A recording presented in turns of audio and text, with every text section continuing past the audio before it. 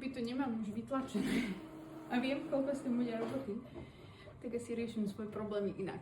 Viem, že sú medzi nami ešte takí, ktorí stále bojujú so skúškovým. Takže ak máš podobné pocity, ako som mala ja, ver mi, nie si v tom sám. Úplné zúfalstvo počas skúškového zažil každý jeden z nás. Toto sú posledné dni môjho skúškového, teda dúfala som, že to sú posledné dni a že nič sa opakovať nebude. Dala som si v jeden deň skúšky, jedna bola iba papierová, ale tých papierov bolo dosť. A druhá bola ústna odpoveď z matematiky. A do toho som si povedala, že stihnem odtrénovať baby a všetko sa to naučiť a pripraviť. Že môj deň začal vždy učením, potom som mala nejaké tréningy s babami, potom som sa išla učiť a keď už som bola veľmi psychicky na dne prišla Baja a dali sme si spoločný tréning na vyvetranie hlavy. A potom som išla znovu za knihy. Tento semester som mala 9 skúšok, keďže plánovanie je moja silná stránka, tak som mala skoro všetky naraz. Tu už kráčam na vlak s pocitom, že všetko, čo som sa naučila, som aj zabudla. Sme museli vypísať pár papierov, dali sme si raňajky. Rozhodla som sa, že svoj stres nebudem predĺžovať a že pôjdem ako prvá. No a tu už som vonku a už čakám len kedy domúčia moju spolužiačku. Takže máme všetky úspešne skúškové za sebou. Išli sme si spolu sadnúť a teraz nás čaká pár dní voľna. Dúfam, že toto robia aj iné babské partie, pretože u nás je to úplná normálka, zastaviť sa pri výklade a vybrať si prsteň